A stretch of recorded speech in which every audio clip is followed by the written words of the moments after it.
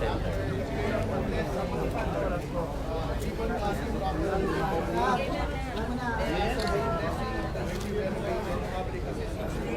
Okay, oh.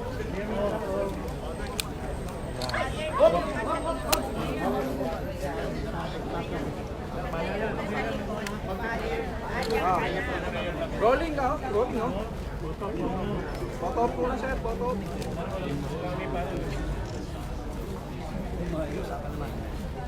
Lord be with you.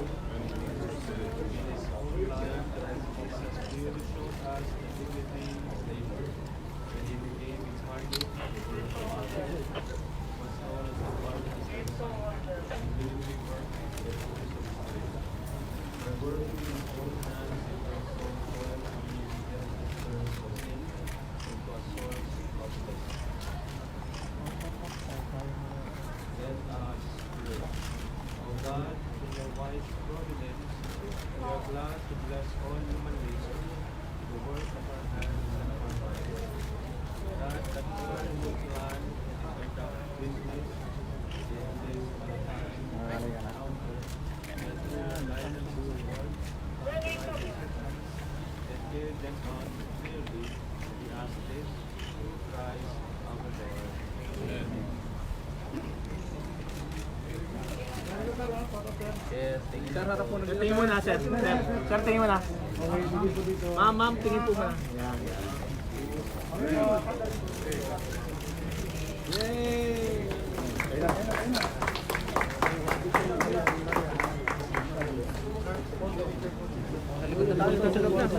Dito. Aray. Huwag niyo kayo tulak.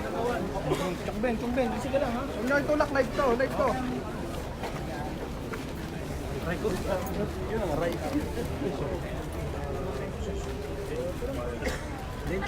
Sir, paturo. Nakapit na sa satellite eh. Sir, paturo. Or for the side. Crazy. Okay.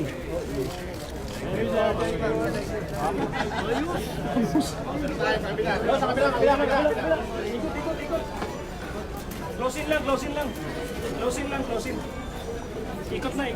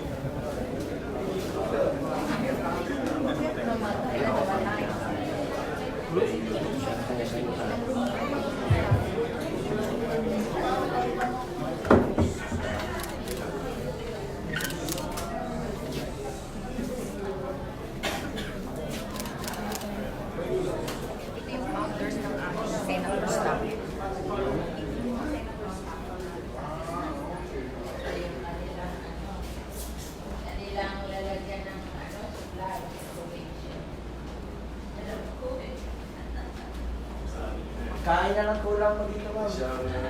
Lubos-lubusin mo na. Siya sponsor dito. Kami nag-ayos eh. Si Ma'am Pera nag-ayos. Personally, siya talaga nag-ayos. Parang housing ng Cavite eh. May office. Mas maganda ngayon kaysa nung may privacy Kaysa kayo. oo. May privacy kayo. Sir, dagan salamat sir. Hindi yan ako salamat sa iyo. Office dito may privacy.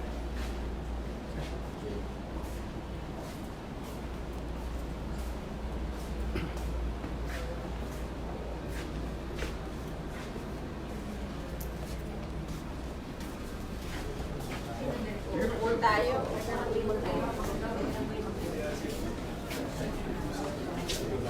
Toilet. Maganda may picture dito.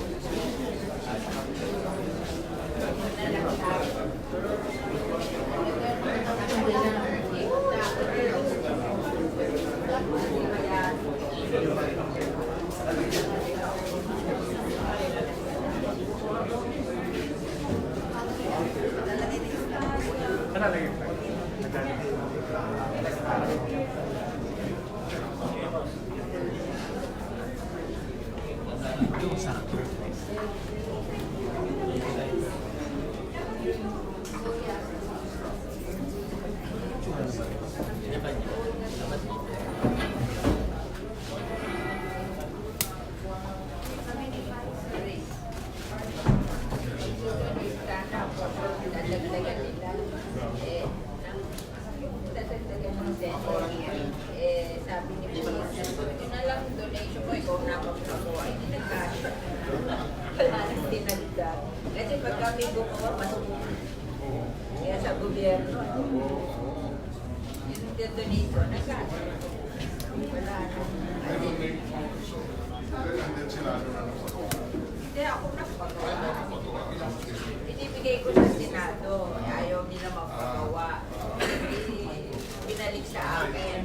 Nagkasya. Ng gobyerno. Kami na lang gumawa. Nagkasya yung pera. Nagkasya yung pera. Binalik nyo. Wala nang tinanong. Kasi walang mahalang gobyerno.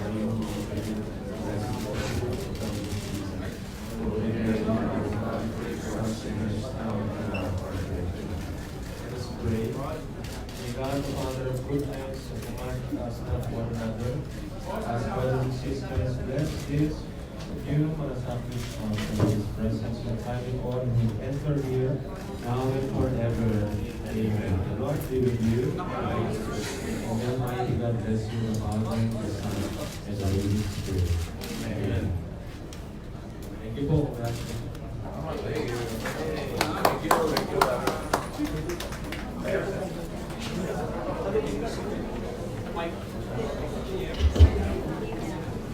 May we now respectfully request everyone to please take their seats.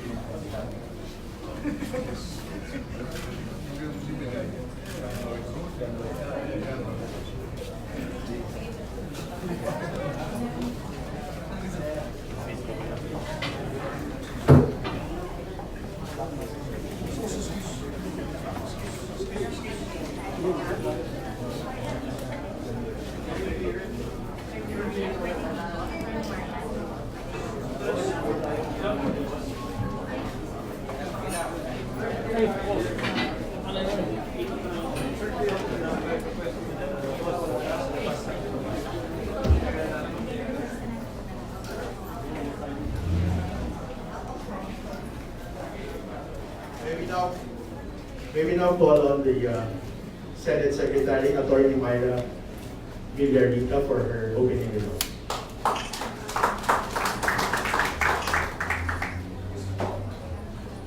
Senate President Vicente Sotto III, Senator Cynthia Villar, Senator Christopher Bongo, Senator Franklin M. officers and staff of the Philippine Senate, good afternoon, magandang hapon po sa ating lahat. 18 years ago, the Public Assistance Center was created by virtue of a policy order, then signed by Senate President Franklin M. Drilon. Since its creation, the Senate PAC has assisted thousands of indigent Filipinos who sought help from the Senate for their hospital bills, health care, and other needs. For nearly 2 decades, the men and women of the Senate PAC has consistently shown their dedication and commitment to the public and its service. One instance that never failed to amaze me was one time when a woman gave birth right here in the PAC office. Director Lino Ong, who was then and still is the PAC director, and his staff, who understandably had no experience in the hospital delivery room, had to make do with the resources that they had available at the time. And that was the office table and their bare hands that had to catch the baby quick. You can only imagine the tension and fear during that heart-pounding moment. I mention this story because it shows how far our Senate PAC staff are willing to go in order to give the best service possible to our constituents who cannot afford proper medical care. Now, there is a malasakit counter manned by personnel from the DSWD, DOH, PhilHealth, and PCSO, which complements the services of the PAC.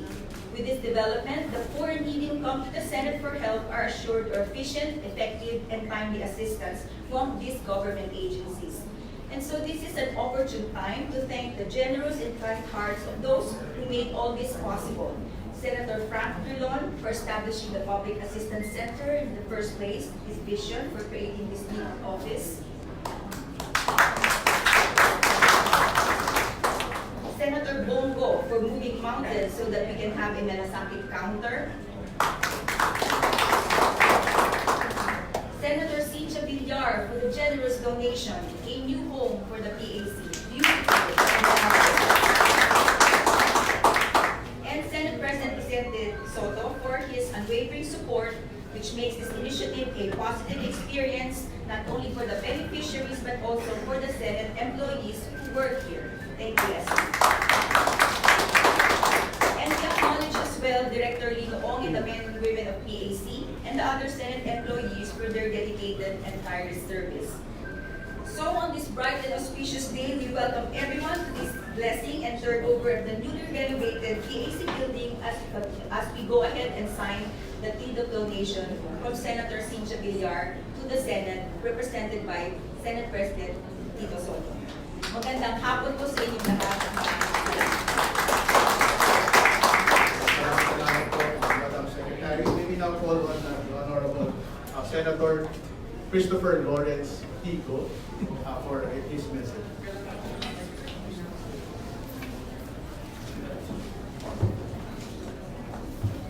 Magandang araw po sa inyo lahat. First of all, I would like to thank Senate President Vicento Sotto III and my colleagues in the Senate for the collective decision and effort to improve the operations of the Senate's Public Assistance Center. Also, Senator Drilon, sir, for allowing the repair of this their initiative for the PAC. For the renovation of this facility, special thanks to Senator Cynthia Villar. Ma'am, ito po nagdalawang isip at talagang nagprubahan mo po agad. Of course, kay Senator Lacson, sa lahat po ng colleagues ko dito, lahat ng senators na pumayag po kagad, sila Senator Victor Salian, siya po ang unang lumapit at sabi niya pwede bang ayusin natin magkaroon tayo ng malasakit help desk or counter po dito sa PAC. And for Senator Cynthia, salamat talaga for your generous sponsorship. And to Senate Secretary Myra Villarica, Director Lino Ong, and the whole Senate Secretariat for facilitating the process. Special thanks also to DPWH for their assistance in the renovation plans and to the Malasakit Center team represented now by DOH, DSWD, PCSO, and PhilHealth for their commitment to help improve the services in the Senate PAC. The PAC has long been helping the Filipino people who need medical and financial assistance, but we must strive to make it bigger and better in terms of funding and quality of service. So I am quite delighted that the Senate decided to adopt the concept of the Malasakit Center to a one-stop shop Malasakit counter here inside the PAC. Let me repeat, counter lang po itong nandito, part lang po siya ng PAC ng Senate para po sa gusto humingi ng tulong mula sa PCSO, DOH, DSWD, at PhilHealth po ay lapitan na lang po nila. Ulitin ko po, pera po ito ng tao, kanila po ito at pinabalik lang po natin sa kanila. Katulad ng mga Malasakit Center, nandito rin po ang PAC ngayon, ang mga kinatawan ng PhilHealth, DSWD, DOH at PCSO upang hindi na kailangan ng ating mga kababayan na bumiyahe at pumila pa ng ilang oras at araw sa iba't ibang ahensya kapag kailangan nila ng tulong sa pagpapagamot, walang pamasahe pa uwi, sa isang opisina na lang po sila o counter po doon. As all of you probably know, the Malasakit Center is special to me because we initiated it with President Rodrigo Duterte when I was still the Special Assistant to the President, and with the support of my fellow senators and members of the House of Representatives, and of course the President himself. The establishment of Malasakit centers all over the country is now institutionalized through Republic Act number 11463. Napakalaking tulong po sa Malasakit Center sa ating mga kababayan. Kaya nga, kahit saan lugar ako magpunta, lagi ako tinatanong ng mga opisyal at presidente kung kailan ba magbubukas ng Malasakit Center sa kanilang lungsod at probinsya. Kaya lang po, kailangan talaga sa batas natin to dahil marami pong naglalagay ng Malasakit Center sa lugar nila, kulang naman po yung 4 na ehensya ng gobyerno. Ayaw natin na maging bungi-bungi po yung serbisyo. That's why we need to set a criteria. Salamat po sa mga senators, sa mga congress, sa inyong suporta po. Sa pagpursige ng mga nagsusulong ng proyekto, pagbukas na tayo ng 53 Malasakit Center sa iba't ibang bahagi ng bansa at maraming pang idadagdag pa, mas maganda nga naman po na tayo mismo dito sa Senado may bibigay tayo na parehong serbisyo. Let me make this clear. However, the PAC is not someone's center, it is everyone's. It is for all Filipinos. The funds that are used and provided here come from the people. It is their money, so it should be given back to them with efficiency and zero corruption. Pero niyo po ito, ibinabalik lang po sa pamamagitan ng mabilis, maayos at maasahang serbisyo medical para sa lahat ng Pilipino. Rest assured, patuloy po tayong maglilingkod ng malinis at may malasakit. Magandang araw. Maraming salamat. Maraming salamat po, Senator Bongo. At this point in time, may we call on the Honorable Senator Cito Villar, who, as mentioned a while ago, donated her personal resources for the rehabilitation and rehabilitation and improvement of the PAC. Ma'am, Senator Cito Villar, for your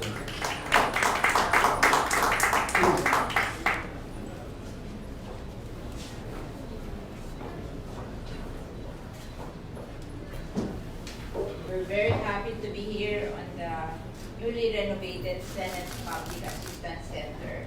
And I wish to acknowledge the presence of our Senate President, Tito Sotto III. Palakpakan po natin. Senate Minority Leader, Frank Tito. Senator Bongo and Father Hernandez. And Senate Secretary Myra Villarica. And of course, the representative from the Department of Health, Yusek Roger Tong-An, the General Manager of the PCSO, Royina Garma, and the representative of PhilHealth, Attorney Roel Espera of the PhilHealth Legal Department, and of course, other Senate officials and employees, our friends from media, guests, ladies and gentlemen. Magandang tanghali po sa inyong lahat. I'm glad that the renovation of our own Malasakit Center here in the Senate, the Public Assistance Center is finally done at makakapagsilbi na muli sa mga tao sa mas maayos at modernong facility. Alam ng iba sa inyo dito na nagsimula ang involvement ko sa pagpapaayos nitong ating assistance center after nag-speak si Senator Bongo noong October tungkol sa Malasakit Centers. Alam naman natin kung gaano karami at dumaragsa ng mga kababayan natin at humihingi ng tulong sa ating opisina at kahit sa ating bahay. At sa lahat ng mga iyan ay merong mga pumupunta talaga dito para humingi ng tulong. At itong Public Assistance Center ay magandang paraan para ma-centralize ang mga humihingi ng assistance sa ating lahat at sa Senado para may tututok talaga sa kanilang mga requests at mas maging smooth ang pag-aasikaso sa kanila. Ito rin ay suporta na rin natin sa isinulong na batas ni Senator Bongo, ang Malasakit Center Act, that will complement also the implementation of the Universal Healthcare Law, RA 11223, providing medical assistance to the public, and making healthcare accessible to all Filipinos. Ang ating Public Assistance Center na ito ay magsisilbi talagang one-stop shop for medical assistance and for the general public para naman hindi na rin na sila mahirapan kung saan sila pupunta at kanino hihingi ng tulong. Pwede na nilang itransact lahat sa Public Assistance Center na ito. So hangad natin na mas lalo nating maserbisyuhan ng maayos ang ating mga kababayan through this newly renovated Public Assistance Center. With that, magandang tanghali sa inyo lahat.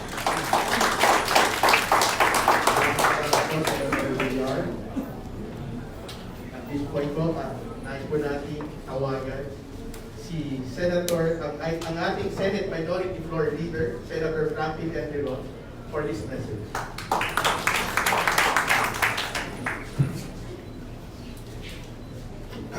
Senate President Tito, Senator Villar, Senator Go, magandang hapon po sa inyong lahat. Alam niyo po, pagpasok ko dito kanina, alam ko na kaagad kung sino tumulong sa atin para gumanda itong ating Public Assistance Center. Alam niyo kung bakit? Pagtingin ko sa mga retrato namin dyan lima, sabi mukhang si John Lloyd Cruz nakikita ko dyan. Ayun po ay si Manny Villar.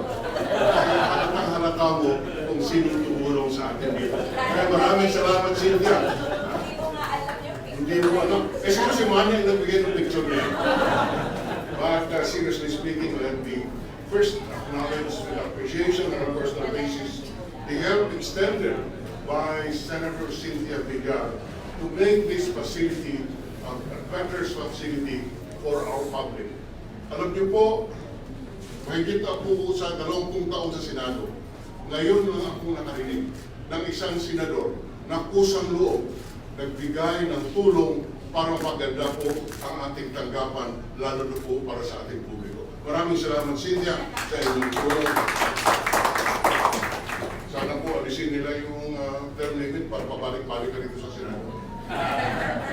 Yes, it was, as mentioned earlier, it was during my time as Senate President when we created in October of 2001 under Policy Order number 2001-013, the creation that created the Public Assistance Center. This Public Assistance Center was created precisely to enable us to attend to the needs of our constituents by providing them medical and social assistance in a coordinated manner. Bakit? Sabihin ko. Bakit? Ha? Sabihin mo kung bakit? Sabihin ko kung ako sabihin ng utos ng aking Pangulo ng Senado, sabihin ko kung bakit. Sinasabi ko lang, politically correct, a coordinated help. Sa totoo lang, at ito yung nangyayari naman. Yung ating mga kababayan na humihingi ng tulong, pupunta sa bawat opisina ng bawat senador, punta dito kay Senator A, hihingi ng pamasahe. Pupunta dito, hihingi ulit ng pamasahe. Pagdating po at the end of the day, mas malaki pa po ang pamasahe na natanggap niya kaysa kanyang. So, ito po tinayo natin in order to have a coordinated response to the needs of our constituents. It cannot be denied na kailangan ang tulong. But kailangan ang tulong, kailangan din ng coordinated and rational manner of giving assistance. It is for that reason that the original Public Assistance Center was created in order to provide our indigents and assistance seekers not only medical services but also social services, legal assistance, job referrals, livelihood assistance, and poverty alleviation programs. In other words, over 18 years ago, we already saw the need for a coordinated effort, which need is now institutionalized. The assistance is now institutionalized through the Malasakit Center Bill, which was authored by Senator Bongo. And this is now, today we are looking at what we started 18 years ago as a need, is as a need to coordinate our efforts and assistance. That is continuously recognized and especially recognized with the Malasakit Center work, which Senator Bongo authored. And it has the Public Assistance Center of the Senate is now an established and well-known assistance center. It evolved into an effective liaison of senators with the medical assistance program of the Department of Health, which provided indigence medical assistance in government-owned hospitals. It also coordinated well with the SWD Protective Services Program, from which our constituents in difficult situations are given referrals for financial, food, transportation, and medical assistance, and also establish link-ups with the PCSO and the PhilHealth. This medical assistance program is now better coordinated with the Malasakit Center that is now established as part of this Public Assistance Center. We have the Public Assistance Center of the Senate, I must acknowledge, in 2017 provided medical assistance to over 31,000 constituents and provided social assistance to 349 constituents. In 2018, the center provided medical assistance to 38,852 constituents, a 25% increase from the previous year. So we do hope that under the leadership of Senator Sotto, we will continue, the Senate will continue to provide this much needed assistance to our less privileged constituents in our country. And we can assure you, Tito, of our continued support insofar in order, in your aim to provide better services to our people. So, my dear friends, let me once more say our oath and record of gratitude to Senator Cynthia Villar for helping us, helping the Senate, and to Senator Go for passing the piece of legislation. So we look forward to, with this and with the leadership, as I said, of Senator Sotto, to better public service for people. Maraming pong salamat. Maraming po salamat, Senator Franklin M. Drilon. Sa punto pong ito,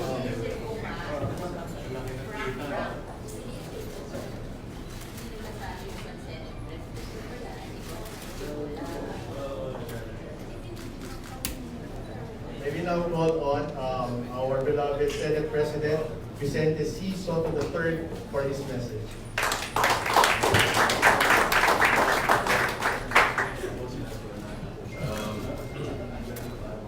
Father Sel Hernandez, my esteemed colleagues, officers of the Senate officials, and employees, ladies and gentlemen,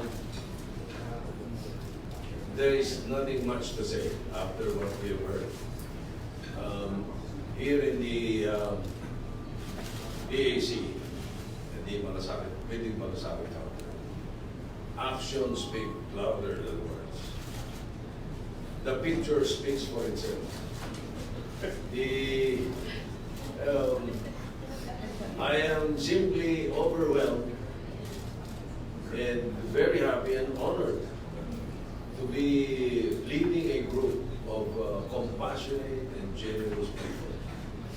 The original or the perennial Senate President of the Senate, Senator Frank Drilon, who has been Senate President many times over, started this a long time ago. Thank you, sir. Thank you, Senator Frank. This indeed was a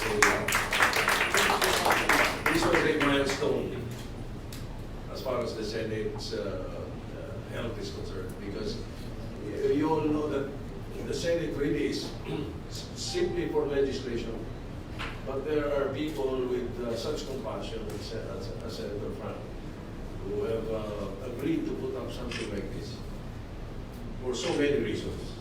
But then again, the important thing is that we are able to extend our help to the people who need and seek the help in Senate. And then come along a new senator who again showed his compassion and his malasakit, and that's why I would like to call him now, starting today, I will call him Senator Bong Malasakit Go.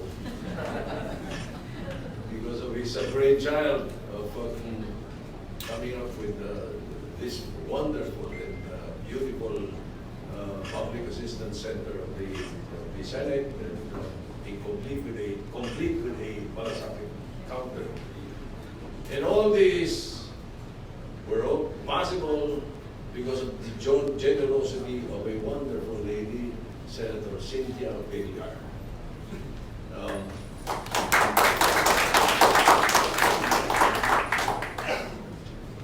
I have to say this. Magaling naman na sila doon si Manny, pero parang magaling ka.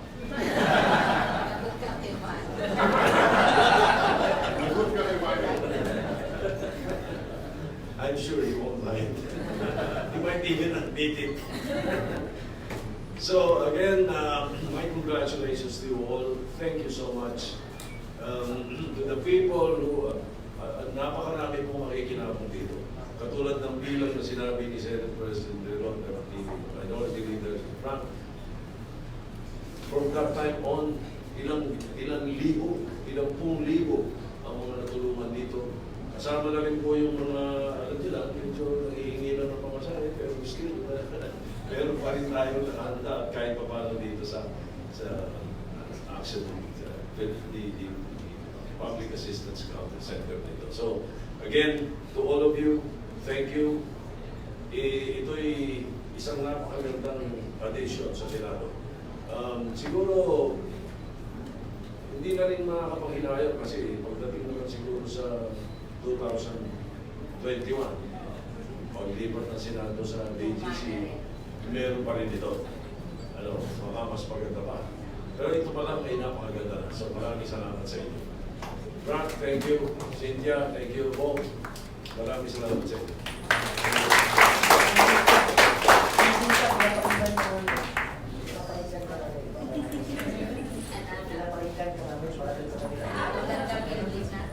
We will now proceed to the signing of the deed of donation. We have Senator Tito, Senate President Vicento Sotto, and the signing to be witnessed by Senator Tito and Senator Sotto.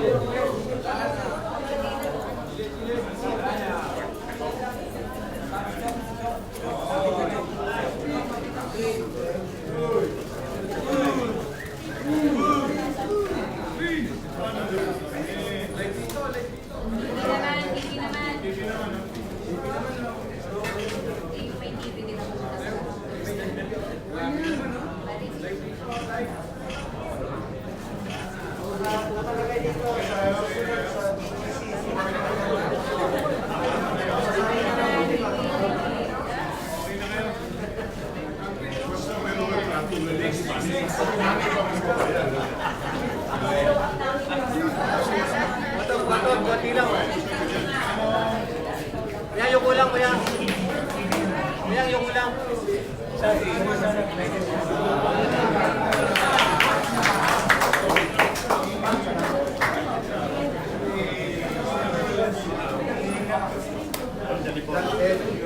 That ends our program. For those who wish to stay, there is snacks available.